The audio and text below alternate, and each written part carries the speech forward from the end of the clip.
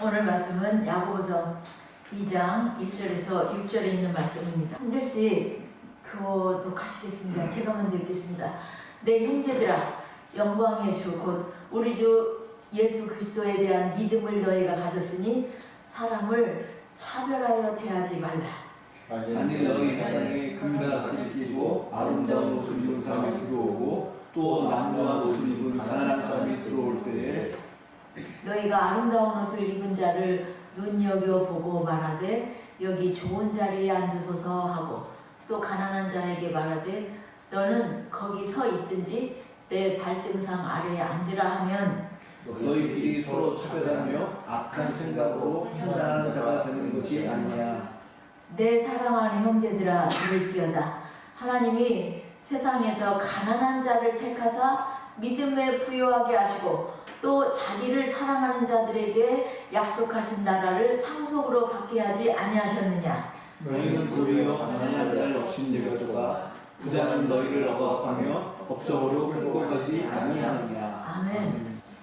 현재 볼티모어 감리교회 원종수 권사의 간증집에 나온 이야기입니다. 본과 1학년 때 아르바이트를 하고 첫 월급을 탔어요.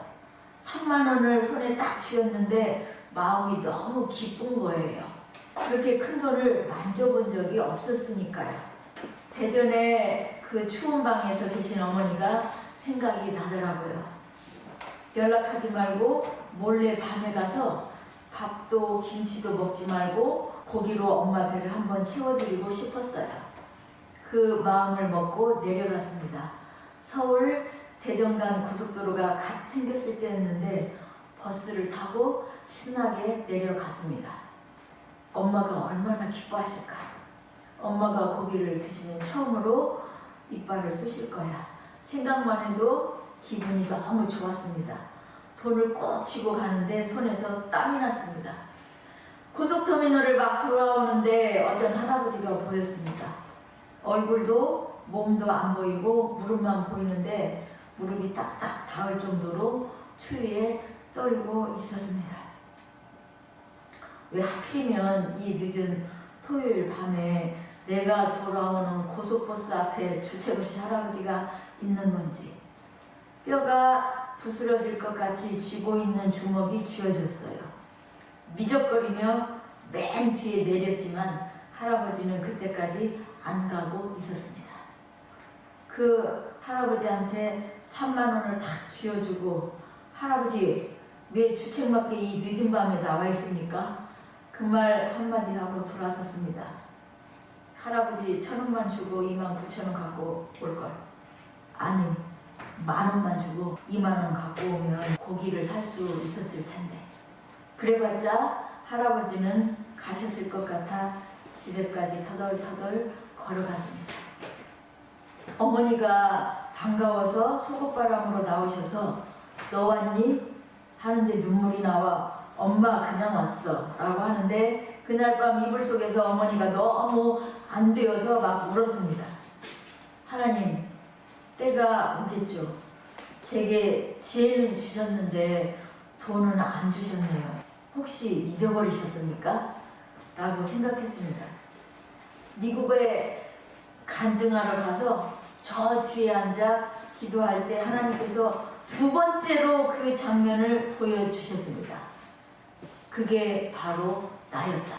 그때 내가 얼마나 추웠는지 모른다. 사람들이 단돈 100원이라도 주고 갈 줄 알았는데 아무도 내게 주지 않고 그냥 가는데 네가 돈을 주었지. 내가 너를 축복하겠다. 그때 그게 예수님이라고 진작 말씀을 하셨더라면 내가 그렇게 말하지 않았을 텐데 나는 다 잊어버렸는데 하나님은 기억하고 계셨던 거죠. 엄청나게 많은 시간과 세월이 흘렀어도 하나님께서 우리에 대하여 기억하시는 것은 그런 겁니다. 못돼 먹은 것이 아니라 못돼 먹은 짓 했던 것을 기억하시는 것이 아니라 그런 거 한 차례씩 했던 것, 그런 것을 하나님께서는 본인도 잊어버렸는데 기억하고 말씀해 주시는 거예요. 오늘 말씀의 제목은 사람을 차별하여 대하지 말라 라는 말씀이에요. 우리는 사람을 외모로 보고 판단합니다. 우리 눈에는 마음은 안 보이고 외모만 보이거든요. 외모는 부, 학력, 직장, 가문, 얼굴 생김새, 몸 스타일 이런 것들을 말합니다. 오늘 성경 야고보서 2장 말씀은 교회 내의 형제 차별을 강하게 책망하십니다. 차별은 누군가를 그 얼굴을 따라 영접한다는 뜻으로 참된 것과는 거리가 멀다고 할 수 있죠. 영광의 주 예수님을 믿는 것과 외모로 사람을 차별하는 것은 함께 할 수 없다는 것을 말씀하고 있습니다. 오늘 1절 말씀이에요. 형제들아, 영광의 주 곧 우리 주 예수 그리스도에 대한 믿음을 너희가 가졌으니 사람을 차별하여 대하지 말라. 이 말씀을 기록하고 있는 야고보는 한때 육신의 형제였던 예수님을 외모로 판단했던 사람입니다. 그는 예수님을 영광의 주로 보지 않았습니다. 외모만으로는 영광의 주가 아니셨기 때문입니다. 우리를 구원하신 메시아의 모습을 이사야 선지자는 이렇게 묘사합니다. 이사야 52장 14절부터 53장 3절까지 찾으시겠습니다. 함께 읽으시겠습니다. 전에는 그의 모양이 타인보다 상하였고 그의 모습이 사람들보다 상하였으므로 많은 사람이 그에 대하여 놀랐거니와 그가 나라들을 놀라게 할 것이며 왕들은 그로 말미암아 그들의 입을 봉하리니 이는 그들이 아직 그들에게 전파되지 아니한 것을 볼 것이요 아직 듣지 못한 것을 깨달을 것이니라. 우리가 전한 것을 누가 믿었느냐? 여호와의 팔이 누구에게 나타났느냐? 그는 주 앞에서 자라나기를 연한 순 같고 마른 땅에서 나온 뿌리 같아서 고운 모양도 없고 풍채도 없은즉 우리가 보기에 흠모할 만한 아름다운 것이 없다. 그는 멸시를 받아 사람들에게 버림받았으며 간고를 많이 겪었으며 질고를 하는 자 마치 사람들이 그에게서 얼굴을 가리는 것 같이 멸시를 당하였고 우리도 그를 귀히 여기지 아니하였다. 이거는 예수님께서 오시기 전 몇백 년 전에 이사야 선지자를 통해서 하신 말씀입니다. 그것은 예수님의 실제 얼굴 모양이 그렇다라는 뜻이 아니고요. 고난당하고 무시당하고 결국에는 십자가에 비참한 상태로 죽임당하시는 그분의 삶을 나타내는 말씀입니다. 예수님은 외모로 보았을 때 영광스럽지 않으셨습니다. 그런데 베드로가 예수님을 하나님의 아들이요 그리스도라고 고백하고 난 후에 예수님께서는 베드로와 요한과 야고보를 데리시고 따로 높은 산에 올라가셔서 자신의 진짜 모습을 보여주셨습니다. 그들 앞에서 변형되사 얼굴이 해같이 빛나고 그 옷이 빛과 같이 휘어졌을 때 제자들은 엎드려져서 심히 두려워 떨었습니다. 죽은 것 같이 되었습니다. 주님의 영광을 진짜로 보여주면 사람이 죽을 것 같이 되는 거예요. 이 모습을 보기 전에 베드로는 주님은 그리스도시요 살아계신 하나님의 아들이시라고 고백을 했습니다. 그리고 주님은 이 세 명만 데리고 가서 보여주셨어요. 진짜. 주님은 외모로 모든 것을 판단하는 세상에 가장 미련하게 보이는 방법으로 자신이 하나님의 아들이시다라고 증거하셨습니다. 사람들은 절대로 알 수 없는 방법으로, 상상하지 못하는 방법으로. 이런 이유로 영광의 주를 믿는 것과 사람을 외모로 차별하는 것은 함께 할 수 없습니다. 믿음은 외모를 보고 판단하는 세상과 다른 사귐의 관계 속에 있습니다. 믿음은 외모 속에 있지 않아요. 외모 보고 아 믿을만하네, 믿음이 가네, 그랬다가 발등 찍히는 사람이 얼마나 많은 줄 아세요? 외모로 판단해서는 안 되는 이유가 외적인 조건이 반드시 본질을 반영하는 것이 아니기 때문입니다. 십자가는 무력함과 부끄러움의 상징입니다. 처음부터 끝까지 이랬는데 태어나셔서 이 강보에 쌓여서 앉혀진 것은 말구유였어요. 죽으신 것은 십자가 사형틀이고요. 어디서 영광을 볼 수가 있습니까? 이 세상 사람들이 영광스럽다라고 볼 수 있는 것은 한 군데도 없어요. 2절 말씀에 공동체 안에 두 부류의 사람을 소개합니다. 부자와 가난한 자입니다. 두 사람이 회당에 들어옵니다. 부자라고 기록되어 있지는 않지만 어떤 사람이 들어왔다라고 기록하고 있어요? 금 가락지를 끼고 아름다운 옷을 입은 사람이라고 표현하고 있습니다. 겉으로 보기에 그렇단 말이에요. 당시에는 부와 사회적 지위를 구별하는 표시로 옷이나 반지, 장신구 등을 착용했습니다. 요즘은 그거보다 훨씬 더 큰 자동차 지 뭐 이런 걸로 표현을 하죠. 옷도 물론 가방도 그런 부를 나타낼 수 있습니다. 이 사람은 공동체에 도움을 줄 만한 사람으로 보입니다. 너희가 이 사람을 어떻게 보고? 눈여겨보고라고 되어 있어요. 아름다운 옷을 입은 자를 3절에 보면 눈여겨보고 말하되, 눈여겨보고. 이것을 박대영 목사님은 그의 책 시험을 만나거든 이라는 책에서 마치 먹잇감을 발견한 사냥개의 눈이라고 표현합니다. 휘황찬란하게 옷을 입고 왔어요. 자신도 모르게 눈여겨보고를 먹잇감 찾은 사냥개의 눈처럼. 그리고 그에게 이렇게 말합니다. 여기 좋은 곳에 앉으소서. 또한 남루한 옷을 입고 가난한 사람이 들어왔습니다.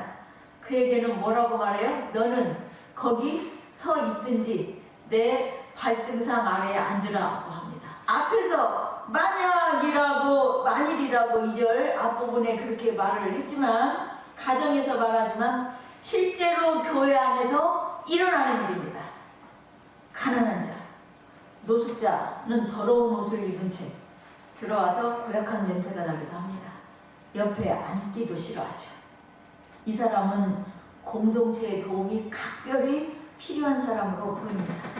가난한 자에게는 친절하게 안내하지도 않고 입구에서 앞쪽을 손가락질로 가르칠 뿐입니다. 거기 서 있든지 바닥에 앉든지.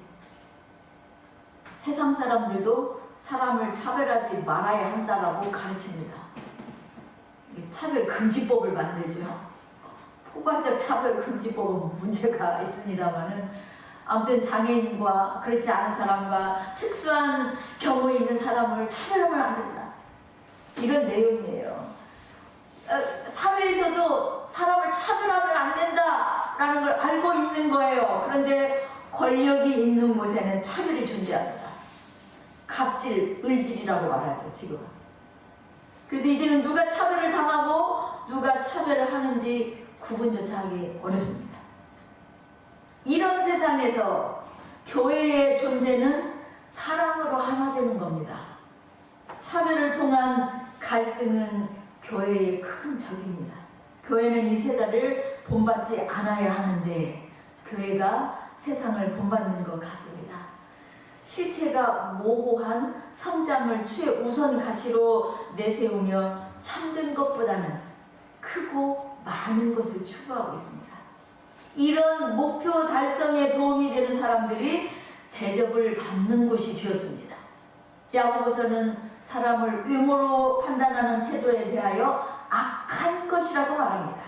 사람을 차별하는 것은 자기의 욕심에 이끌린 판단이며 공정한 판단을 할 수 없는 사람이 악한 재판관 역할을 스스로 하고 있기 때문입니다. 차별은 이웃을 천하보다 귀한 영혼으로 바라보기보다는 지극히 세속적인 관심을 갖고 이용하려는 악한 생각입니다. 외모로 차별하는 것이 악한 첫 번째 이유는 하나님의 방식이 아니기 때문입니다. 하나님께서 우리를 대하는 방식은 어떤 것입니까? 5절에 보시면 내 사랑하는 형제들아 들을지어다 하나님이 세상에서 어떤 자를 택하사? 가난한 자를 택하사 믿음에 부요하게 하시고 라고 하십니다. 가난한 자를 택하사 부자 되게 하신다고요? 아니에요. 가난한 자를 택하사 무엇에 부요하게 하신다고요? 믿음에 부요하게 하십니다. 하나님께서는 함께 있으면 체면이 구겨질 만한 대상인 세상에서 가난한 자들, 연약한 자들, 힘이 없는 자들을 하나님의 백성으로, 하나님의 소유로, 하나님의 대사로 부르셨습니다. 세상 사람들이 상상할 수 없는 방식입니다. 나 자신을 보면 압니다. 제가 부자이거나 똑똑하거나 얼굴이 잘생겼거나 학력이 뛰어난 것이 아니라 부족하고 모자라고 어리석고 다른 사람과 경쟁하면 뒤떨어져서 살아남을 수 없는 저를 하나님께서 택하시고 부르시고 저를 통해 하나님의 영광을 나타내실 자로 작정하셨습니다. 하나님께서 우리가 비록 끝까지 가난하게 하시더라도 믿음에 부요한 자가 될 수 있을까요? 하나님께서는 부자에 대한 우리의 기준을 바꾸어 주십니다. 더 이상 이 세상의 관점에서 부함과 가난함을 평가하지 않을 수 있는 안목을 주십니다. 누구를 믿음으로요? 주님을 믿음으로. 믿음으로 이 안경을 바꿔주시는 거예요. 우리의 시각을 바꿔주시는 거예요. 온 세상의 주인이신 하나님의 자녀라는 신분이 얼마나 영광스러운지, 세상의 부자들과는 비교할 수 없는 얼마나 엄청난 특권인지를 깨닫게 하십니다. 이것이 영광의 주 곧 우리 주 예수 그리스도에 대한 믿음입니다. 하나님께서는 세상의 부에 따라 평가하지 않으시고 사랑에 따라 평가하십니다. 그렇게 말씀을 기록하고 있지요. 사랑하는, 자기를 사랑하는 자들에게 약속하신 나라를 상속받게 하지 아니하셨느냐? 하나님께서 보시는 것은 사랑이에요. 하나님 아버지께서 자녀에게 상속으로 주시겠다고 약속하신 것은 부자가 아니라 뭐라고요? 하나님 나라라고요. 하나님 나라에는 외모로 인한 차별이 없습니다. 하나님께서는 가난한 자는 무조건 선택하시거나 부한 자는 무조건 배척하시지 않습니다. 하나님께서 부도 허락하셨다면 허락하신 부를 갖고 있는 부자를 차별하실 리가 없습니다. 그런데 문제는 가난한 사람들은 업신여겼다는 거예요. 교회 안에서도 주 예수를 영광의 주로 믿는 자들도 그랬다는 겁니다. 그들도 가난한 자로서 하나님의 은혜를 받았음에도 불구하고 자신이 하나님의 은혜를 받았음을 잊어버린 것이죠. 은혜를 잊은 자의 마음은 더 이상 하나님의 나라가 아닙니다. 그럼 우리는 어떻게 대해야 할까요? 반대로 가난한 자에게는 이리 오세요. 좋은 자리에 여기에 앉으세요.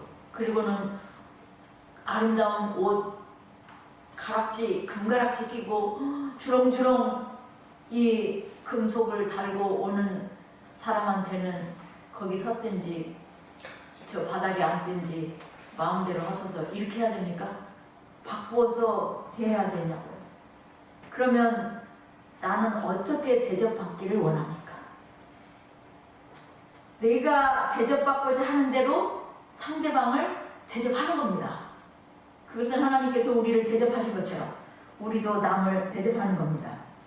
하나님께서 어떻게 못난 나를 참아주시고 인자와 진실로 사랑과 은혜로 대하셨는지, 지금도 얼마나 변치 않으시는 사랑을 나타내시는지 우리는 알고 있습니다. 우리는 지금도 하나님께서 보시기에는 더러워서 나올 수 없는 존재예요. 하나님 앞에 노숙자 나와서 앉아서 냄새 풀풀 내는 것보다 더한 거예요. 지금도.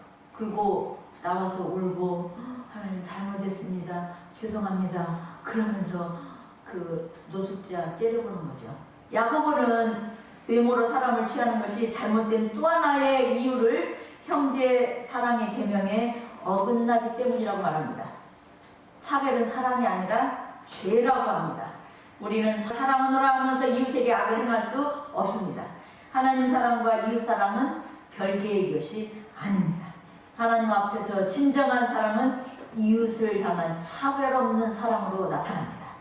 하나님을 사랑하노라 하고 그 형제를 미워하면 거짓말하는 자라고 했어요. 여러분이 교회 안에서든지 밖에서든지 땅모하고 비참해 보이는 사람을 볼 때 마음에서 일어나는 생각과 바라보는 눈빛이 고급 승용차를 타고 좋은 옷을 입고 명품 가방을 들고 이런 사람을 볼 때 마음과 같은지 생각해 보시면 알아요. 나의 가치관이 믿음으로 바뀌었는지 안 바뀌었는지. 제 친구하고 지난달 용산에 있는 국립중앙박물관에서 만났습니다.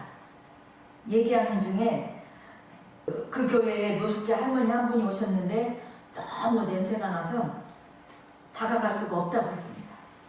함께 엘리베이터를 이제 여러 명이 탔는데 그 할머니하고 함께 탔는데 숨을 쉴 수가 없어서 다음 층에서 그냥 뛰쳐나왔대요.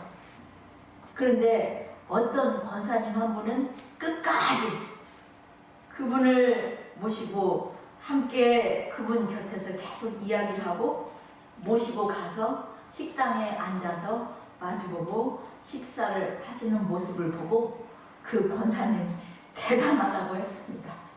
그러니까 본인이 그렇게 대하면 안 된다는 것을 제 친구도 알고 있어요. 알고 있는 건데 실제로 하려고 하니까 너무 다가가기가 어려웠던 거죠. 인간적으로 힘들었던 거예요. 그런데 다른 권사님 한 분은 그게 힘들지 않은 분처럼 아주 아무렇지도 않은 것처럼 함께 같이 옆에서 붙어서 앉아있고 이야기하고 함께 엘리베이터 타고 함께 식당으로 모시고 가서 마주 앉아서 밥 먹고 이랬다는 겁니다. 하나님께서는 이런 분들을 통해서 우리가 예수 그리스도를 믿는 믿음의 시각이 있는지 진짜 믿음이 있는지 보십니다. 우리가 그들에게 보이는 태도와 행동을 하나님께서는 오랫동안 기억하십니다. 조그만 친절도, 조그만 마음의 그 관용과 자비를 가지고 주님을 대하듯이 내가 참고 이분에게 다가가서 친절하게 대해야지. 이걸 하나님께서는 보고 기억하고 계신다는 거예요.